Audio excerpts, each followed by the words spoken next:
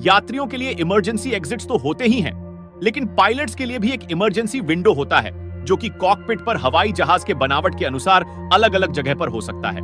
आपको जानकर बड़ी हैरानी होगी कि हवाई जहाज के बाथरूम में सिगरेट के लिए एशट्रे भी होता है।